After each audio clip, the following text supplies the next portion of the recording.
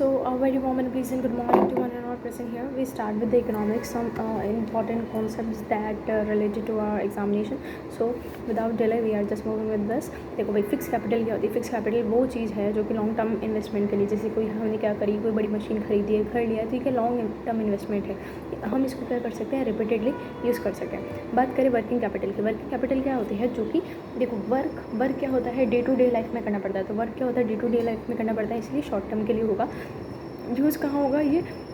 Use to meet the day to day life और operation production इसके लिए काम आता है. जैसे कि कोई रॉ मटेरियल है, जैसे कि अपन को शुगर बनाने के लिए शुगर केन चाहिए, तो sugar cane that is working capital में आएगा हमारा. हम वेजेस देते हैं, हमारे जो वर्कर्स हैं उनको जो वेजेस दे रहे हैं, तो वो क्या हो जाएगा हमारा, वो हमारा वर्किंग कैपिटल में आ रहा है, डे टू डे वर्क कर रहा है. कोई बिल भर रहे हैं हम, we are just depositing the bill of water, electricity, whatever it is, तो वो क्या हो जाएगा हमारा वर्किंग कैपिटल में आएगा. अब देखो फिजिकल कैपिटल क्या होता है, when long term short term को जब हम कैलकुलेट करेंगे साइमल्टेनियसली, दोनों के साथ जब हम कैलकुलेट करेंगे, ठीक है, फिक्स कैपिटल और working capital plus fix capital plus working capital that is known as हमारी फिजिकल कैपिटल. मनी मल्टीप्लायर क्या होता है, मतलब जैसे कि कोई मेरे पास पैसे थे, ठीक है, मैंने बैंक पर डिपॉजिट करवाया, बैंक ने किसी को लोन दिया, फिर उसने जो था वो पैसा किसी और बैंक में जमा करवाया, उन्होंने किसी और को दिया, फिर उन्होंने वापस बैंक में जमा करवाया, तो मतलब कितने हाथों में गया वो पैसा. तो क्या होता है, जब लोगों के हाथ में जाता है तो क्या होता है, मनी मल्टीप्लायर होती है. एंड इकोनॉमी इंक्रीज, मतलब क्या हो रही है, मनी मल्टीप्लायर मतलब क्या होता है कि इकोनॉमी क्या बढ़ रही है, बढ़ रही है, इकोनॉमी क्या हो रही है, इंक्रीज़ हो रहा है in the habit of the population. ठीक है, अब अपन बात कर रहे हैं यहाँ पे कुछ दो टर्म्स हैं यहाँ पे, RTGS एंड NEFT. RTGS क्या होता है, रियल टाइम ग्रॉस सेटलमेंट, मतलब जो रियल टाइम में जो ग्रॉस सेटलमेंट हो जाता है that is known as real time gross settlement and the national electronic fund transfer. देखो रियल टाइम, अब देखो इसको रियल टाइम ग्रॉस सेटलमेंट को अपन कैसे समझेंगे. अभी जैसे अपन रियल टाइम में अपन मिल रहे हैं, सब अपन कोई मिल रहे हैं, तो वही मेरे को पैसा चाहिए, तो अपन रियल टाइम में क्या होगा, ऑन द स्पॉट होने देंगे. तो देयर इज़ नो, वहाँ पे जो क्या होगा, इंस्टेंटियस हमारा जो अमाउंट है वहाँ पे पहुँच जाएगा. जैसे यहाँ से डाला और वो ठक, मतलब रियल में मिलेंगे, तो क्या होगा, जो अमाउंट है वो इंस्टेंटियस होगा, यानी कि जल्दी होगा. ठीक है ना. एज कम्पेयर टू अपन बात करें national electronic fund transfer, electronic, अभी हम ऑनलाइन पेमेंट करते हैं, कभी कभी हमारा नेट इशू हो जाता है तो बंद हो जाता है, मतलब it is about it takes some time to settle payment. तो NEFT क्या होता है, वहाँ पे टाइम लगता है. अब अपन बात करें आज जो रियल टाइम ग्रॉस सेटलमेंट क्या है, यहाँ पे करोड़ के जो होते हैं यहाँ पे इन्वेस्टमेंट, मतलब जो हो रहे हैं, जो लेना देना हो रहा है और कितने में हो रहा है, करोड़ के रुपीज़ में हो रहा है. कोई बड़े बिजनेसमैन है, कोई गवर्नमेंट है, तो वो क्या करते हैं, ग्रॉस टाइम रियल सेटलमेंट हो जाता है. NEFT यानी कि जो 1 लाख तक में होता है अमाउंट, ठीक है ना, तो अपन उसको अपन बोल सकते हैं.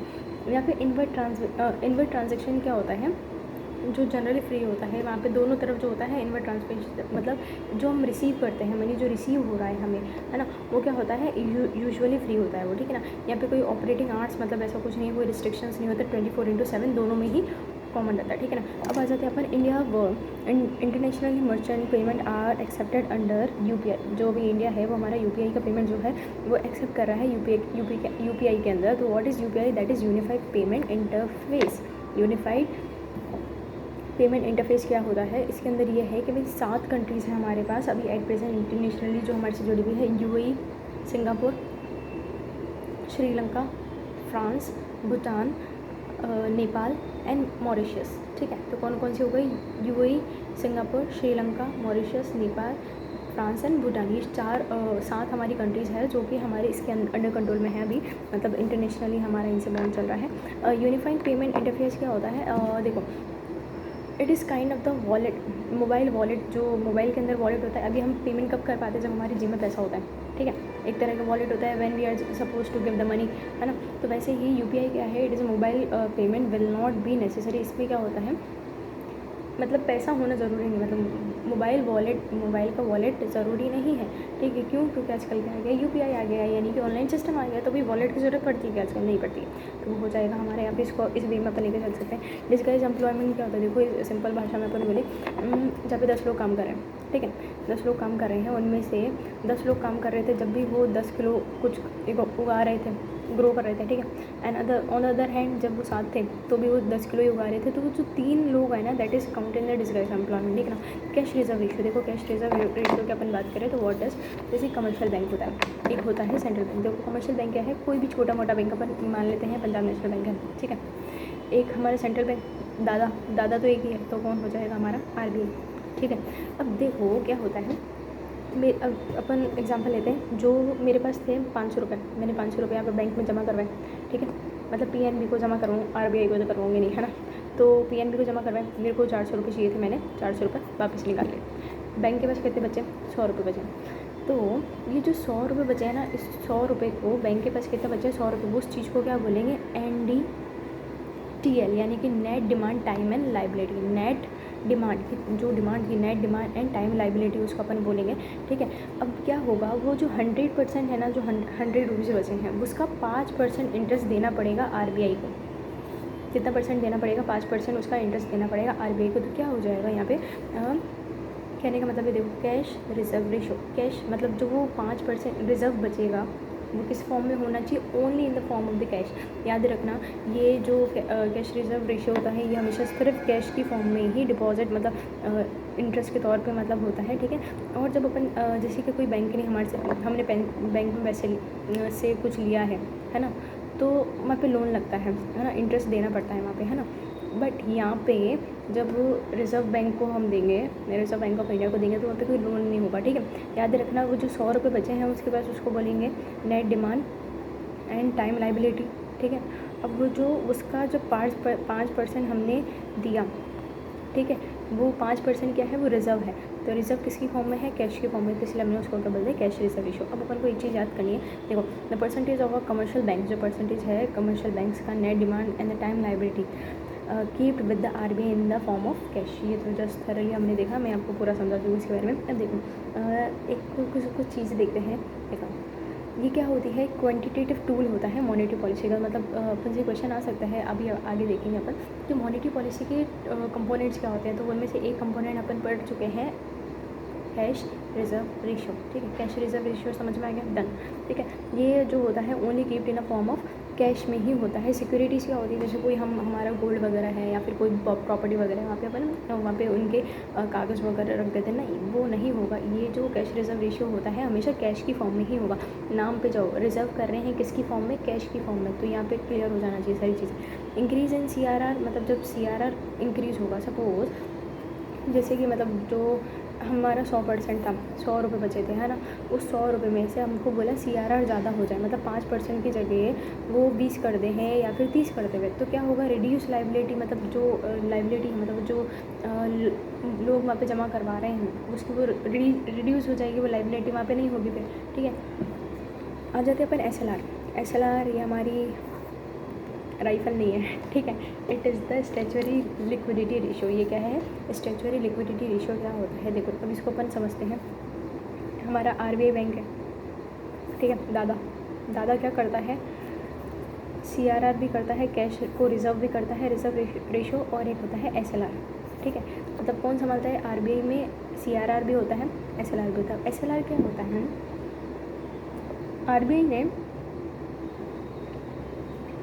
देखो हमारा कमर्शियल बैंक PNB लेते हैं अपन, RBI ने PNB जो कमर्शियल बैंक था उसको बोला कि भाई जो तेरे पास NDTL बचा था, यानी कि net demand and time liability, मतलब वो जो 100 रुपये बचे थे, है ना, उस 100 रुपये का मुझे तू 20% दे मत, तेरे पास रख, उससे लॉक रख। क्या बोला, वही जो उसका 20% जो है ना तेरे पास लॉक रख, ठीक है। उसका वो क्या ले रहे थे, जब 5% ले रहे थे खुद में रिजर्व कर रहे थे, कैश रिजर्व रेशियो। अब इन्होंने बोला वो जो NDT में जो वो 100 रुपये है ना, उसका तो 20% लॉक रख तेरे पास, ठीक है। लॉक इन सेंस किसकी फॉर्म में होगा, 3 चीज़ों की फॉर्म में होगा, या तो कैश, गोल्ड या फिर सिक्योरिटीज़, कैश, गोल्ड या फिर सिक्योरिटीज़, ठीक है ना। ये सारी चीज़ें हो जाएगी हमारी। यहाँ पे हम देख चुके हैं कैश, गोल्ड या फिर गवर्नमेंट सिक्योरिटीज़ हो जाएगी, ठीक है। यहाँ पे डन। तो अपन देखें the assets that can be use by the banks to maintain SLR include, यहाँ पे जब असेट्स जो होंगे वो किस फॉर्म में होंगे, कैश, गोल्ड या फिर अप्रूव गवर्नमेंट सिक्योरिटीज़। अब देखो यार गवर्नमेंट सिक्योरिटीज़ क्या होता है, अब गवर्नमेंट सिक्योरिटीज़ वो होती हैं कोई पेपर इशू कर रहा है गवर्नमेंट, ठीक है, वो 1000 रुपये का है, वो भी बोल रहा है कि आप अभी हमसे लोगे तो ये 700 का देंगे हम, और आप हमको ये वापस रिटर्न करोगे तो हम आपको इसके 1000 रुपये देंगे। तो ये कुछ हो जाएगा इस तरह से भाई गवर्नमेंट सिक्योरिटीज़ हो जाती है, मतलब आने वाले समय में हमारे को प्रॉफिट होता है इससे रिलेटेड, ठीक है ना। अब जब प्राइवेट कोई बैंक कोई प्राइवेट बिजनेस या फिर कोई किसी प्राइवेट बैंक्स के थ्रू जब निकलता है तो वो क्या होता है, बॉन्ड होता है, वो क्या होता है, बॉन्ड होता है। यहाँ तक की बात clear.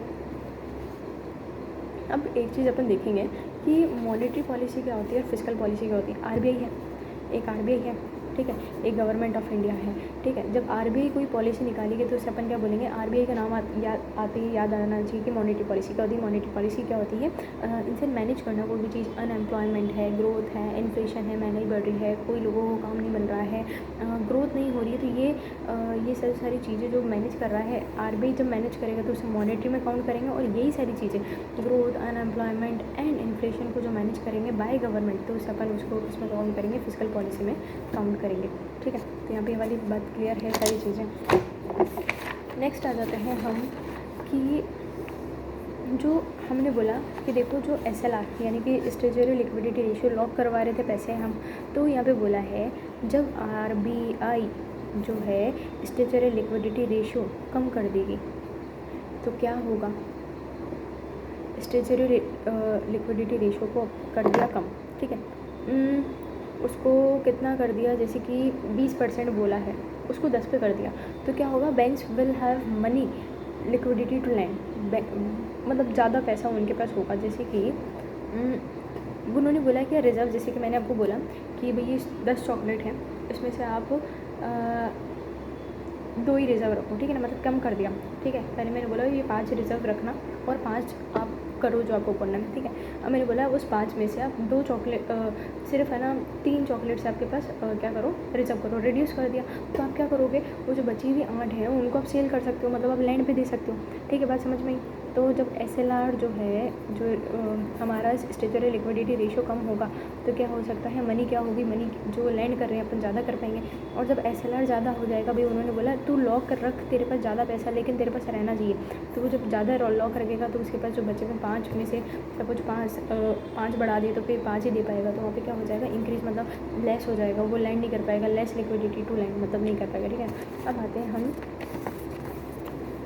Repo rate. Repo rate क्या होता है, ये SLR समझ में आ गया, SLR तो समझ में आएगा ही, SLR क्यों नहीं समझ में आएगा, बस एक राइफल शूटर को नहीं आएगा तो किसको समझ में आएगा, है ना। चलो भाई आते हैं नेक्स्ट पॉइंट, रेपो रेट क्या है। रेपो रेट देखिए, वापस आते हैं, एक हमारा commercial bank PNB Punjab national bank ले लेते हैं, एक हमारा दादा सेंट्रल बैंक, ठीक है, RBI ले लेते हैं। क्या होता है, जो अब PNB के पास अपन गए, उनके पास पैसे नहीं थे तो उन्होंने बोला भाई, उन्होंने दादा से लोन लिया, कितने रुपए का, 100 रुपये का लोन लिया, 100 रुपये का लोन लिया। और तो दादा ने बोला भाई तेरे को क्या करना पड़ेगा, इस पर मेरे को 6% इंटरेस्ट देना पड़ेगा, ठीक है। और 6% इंटरेस्ट देने का मतलब है 100 रुपये प्लस 6 रुपये, ठीक है, मतलब जब तू मेरे को रिटर्न करेगा तो 106 रुपये मेरे को देगा, ठीक है। लेकिन उसके अलावा तेरे को मेरे पास कोलेटरल रखवाना पड़ेगा, यानी कि कोई चीज़ गिरवी रखनी पड़ेगी, ठीक है। कोलेटरल रख दिया अपन ने जो भी है, ठीक है। लेकिन वो जो मैं तुम्हें लोन दूंगा 6% का, कितने दिन के लिए दूंगा, सिर्फ शॉर्ट टर्म लोन दूंगा, ऐसा नहीं है मैं तुम्हें सालों साल, no, it is not about that, short term loan होगा। रेपो रेट क्या है, मतलब रेट लगाना, मतलब इंटरेस्ट लगाना उसकी एक फ़िक्स पीरियड ऑफ टाइम के लिए, मतलब शॉर्ट पीरियड ऑफ टाइम के लिए, तो उसको अपन क्या बोलेंगे, रेपो रेट बोलेंगे। अब देखो यहाँ पे क्या है, rate at which the RBI land short term fund, मतलब वो एक रेट लगाना, मतलब जो इंटरेस्ट लगाना शॉर्ट पीरियड फंड के लिए फॉर द कमर्शियल बैंक्स, ठीक है। ये भी क्या है, एक क्वांटिटेटिव टूल है हमारा मॉनेटरी पॉलिसी का। तो हमने CRR देखा, वो भी था, SLR देखा, वो भी था, रेपो रेट देखा, ये भी है, ठीक है। रेपो रेट, अब बताओ, जैसे कि रेपो रेट बोला मैंने, रेपो रेट इंक्रीज़ होगा तो क्या होगा। रेपो रेट क्या है, मतलब रेपो रेट क्या है, वो रेट ऑफ इंटरेस्ट है ना, शॉर्ट टर्म वाला। तो रेट ऑफ इंटरेस्ट जब इंक्रीज़ होगा तो क्या होगा, रेट ऑफ इंटरेस्ट इंक्रीज़ होगा तो लोन्स क्या हो जाएंगे, एक्सपेंसिव हो जाएंगे। लोन्स क्या हो जाएंगे, एक्सपेंसिव हो जाएंगे। यानी कि जहाँ पे 6% रेट ऑफ इंटरेस्ट था वहाँ पे 20% हो जाएगा तो लोन हमारे लिए भारी पड़ेगा कि नहीं पड़ेगा, भारी पड़ेगा, ऑफकोर्स भारी पड़ेगा। ठीक है, तो वो क्या हो जाएगा, मतलब लोन्स क्या होंगे, इंक्रीज़ होंगे। तो मतलब फिर क्या होगा, लोन्स इंक्रीज़ होंगे तो लोग वहाँ पे डिपॉजिट नहीं कर पाएंगे। ठीक है, मतलब बैंक, लेकिन उनको तो लेना ही पड़ता है। ठीक है, इतना याद रखना, या फिर लोन्स जो होंगे वो एक्सपेंसिव हो जाएंगे। ठीक है ना। अब देखो, आरबीआई फॉलो करती है tight monetary policy. In sense RBI क्या करती है, एक टाइट मॉनेटरी पॉलिसी करती है। इसका मतलब क्या है, रेट ऑफ इंटरेस्ट क्या होगा, जो रेट ऑफ इंटरेस्ट जो है वो बढ़ा तो क्या हो जाएगा, देन जो लोग हैं वो लोन नहीं लेंगे। जब मॉनेटरी पॉलिसी बनी इन सेंस कि जो हमारा रेट ऑफ इंटरेस्ट है, जब पे 10 रुपये के ऊपर हमें 1% देना पड़ रहा था, वहाँ पे अब हमारे को 3% पड़ गया है। ठीक है, तो वो जब 3% होगा तो लोग सोचेगा यार क्यों ले रहे हैं, तो वो क्या हो जाएगा, वहाँ पे लोग नहीं लेना पसंद करेंगे। वहाँ पे वो लोन नहीं लेंगे तो मतलब वो मनी मल्टीप्लाई कहाँ हो रहा है, मनी मल्टीप्लाई हो ही नहीं रहा है। तो वो क्या हो जाएगा, मनी मल्टीप्लाई कब होता है, जब एक लोग से दूसरे लोग के पास जाता है, बैंक जाता है, फिर लोग के पास जाता है, फिर बैंक जाता है, फिर लोग के पास जाता है। लेकिन वो जब रेट ही इंक्रीज़ हो जाएगी, जब वहाँ पे आरबीआई मॉनेटरी पॉलिसी टाइट कर देगा तो कोई नहीं लेगा, तो क्या हो जाएगा, decrease in money supply. Money supply कैसा हो गया, डिक्रीज़ हो गया और रेट ऑफ इंटरेस्ट बढ़ गई। समझ रहे टर्म। अब देखो, मार्जिनल स्टैंडिंग फैसिलिटी रेट या फिर net demand and time liability किससे रिलेटेड है, बैंक ऑपरेशन से रिलेटेड है। मार्जिनल स्टैंडिंग ये फैसिलिटी जस्ट टर्म आपको याद रखनी है। ठीक है ना। अब देखो, first mooted the idea of the deficit financing. अब देखो, डेफिशिएट फाइनेंसिंग क्या होती है बच्चा लोग, साथी लोग, क्या होती है डेफिशिएट फाइनेंसिंग होती है जैसे कि 1000 रुपये है, इनकम कितनी है गवर्नमेंट की, 1000 रुपये है। ठीक है, और एक्सपेंडिचर गवर्नमेंट ने कर दिया 5000 रुपये का। ठीक है, अब जो गवर्नमेंट ने एक्सपेंडिचर 5000 रुपये का कर दिया है तो वो 4000 रुपये किसी से लिए होंगे उधार के लिए, जो वो उनको वापस पैसे लेने हैं जहाँ से उनको, मतलब वो 4000 रुपये उन्होंने लिए हैं, तो उसको ही क्या बोलते हैं, डेफिशिएट फाइनेंसिंग। उसको क्या बोलते हैं, डेफिशिएट फाइनेंसिंग, मतलब वो उधार है हमारे लिए, है ना। तो वो क्या हो जाएगा, उस जो ये प्रोसेस था डेफिशिएट फाइनेंसिंग, ये किसने निकाला, जॉन मैनर्ड कीनेस ने निकाला। किसने निकाला, जॉन मैनर्ड कीनेस। ठीक है, अब अपन बात करते हैं कुछ, अभी अपने बात करी थी आरबीआई के कंपोनेंट्स कौन कौन से, सीआरआर हो जाएगा, एसएलआर हो जाएगा, रेपो रेट हो जाएगा, बैंक रेट हो जाता है, एक बैंक रेट भी होता है, एक एमएसएफ भी होता है, एक ओपन मार्केट ऑपरेशन भी होता है। ठीक है, SLR, CRR, repo rate, bank rate, MSF and open market operation, these are the kind of, और भी होते हैं। ठीक है, इतने याद रखें। ठीक है, अब देखो, क्राउडिंग आउट एंड क्राउडिंग इन क्या होता है। देखो, क्राउडिंग आउट क्या है, कोई गवर्नमेंट है, ठीक है, उसने किससे लिया, बैंक से लोन लिया, तो क्या होता है, जो प्राइवेट ओनर्स हैं, मतलब बड़े बड़े जो टाटा अंबानी वगैरह हैं, ठीक है, तो उनके पास उनके पास लोन लेने के लिए बचा नहीं, क्योंकि गवर्नमेंट ने ले लिया है, बैंक्स के पास पैसा नहीं बचा है कि बड़े ओनर्स को दे सके, है ना। बैंक्स के पास पैसा नहीं बचा है कि वो बड़े ओनर्स को दे सके, तो उससे अपन क्या बोलेंगे, क्राउड हो रहा है। क्राउड क्या हो रहा है, बाहर हो रहा है, मतलब प्राइवेट को नहीं दे रहे तो आउट।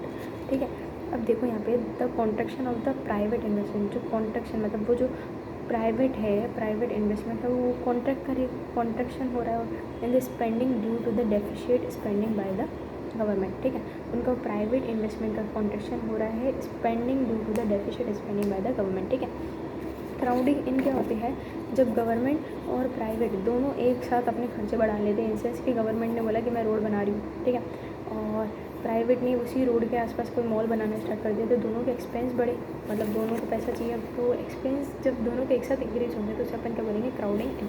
ठीक है, अब हम बात करेंगे M1। एम क्या होता है, M1 यानी कि वो फाइंड आउट करने का तरीका है मनी सप्लाई, जो जैसे अभी अपने पूरे यहाँ पर जो भी लोगों के पास पैसा है, ठीक है, अभी बोले क्या लोगों के पास कितना पैसा घूम रहा है, गवर्नमेंट को सर्च करना है यार कि एक्चुअल में हमारी जो इकोनॉमी है, लोगों के पास पैसा घूम रहा है, उसको कैसे कैलकुलेट करें, तो वो उसके लिए M1 यूज़ होता है। ठीक है, M1, ठीक है, it is a method. M1 यानी क्या है, M1 का फॉर्मूला होता है कॉइन एंड करेंसी, जितने आपकी जेब में कॉइन एंड करेंसी पड़े हो, और आपको ज़रूरत पड़े तो आपने ऑनलाइन पेमेंट पेटीएम से जो निकाला, ATM से जो निकाला, डिमांड डिपॉजिट क्या है, जो आपको ज़रूरत पड़े जब आप निकाल सकते हो, तो वो डिमांड डिपॉजिट होगा। तो वो बैंक्स में जो पड़ा है आपका demand deposit, coin and currency आपकी और डिपॉजिट, वो दोनों क्या हो जाएंगे, M1 हो जाएंगे। लेकिन अपन से क्वेश्चन ये पूछा जाए कि ऐसा कौन सा फॉर्म ऑफ मनी सप्लाई है जो मोस्ट वाइडली यूज होता है इंडियन मॉनेटरी सिस्टम के लिए, तो वो M3 होता है। वो तो मोस्ट वाइडली होने वाला कौन सा है, M3 है। ठीक है, अब देखो क्या होता है, बहुत सारे छोटे छोटे बैंक हैं, बहुत सारे छोटे छोटे बैंक हैं, वो एक दूसरे से कनेक्टेड होते हैं। अपन कोई से भी ATM में जाके अपन कोई से भी ATM से अपन पैसे निकाल सकते हैं, है ना। वाई, क्यों ऐसा, मतलब क्या है, जो ATM क्या है, मतलब छोटे छोटे बैंक से सारे क्या है, ATM कनेक्ट है किसकी वजह से, NPCI, किसकी वजह से कनेक्टेड है, NPCI की वजह से कनेक्टेड है। और एक टर्म है हमारी SDF यानी कि होता है standing deposit facility. Standing deposit facility होती है जो कि अभी 2022 के अंदर ये निकली है। स्टैंडिंग डिपॉजिट फैसिलिटी जो किसने निकाली है, RBI ने निकाली है, रेपो रेट को स्विच करके निकाली गई है। ठीक है, so this is the important facts. 20 minute हो चुके हैं, लेक्चर ख़त्म। Thank you.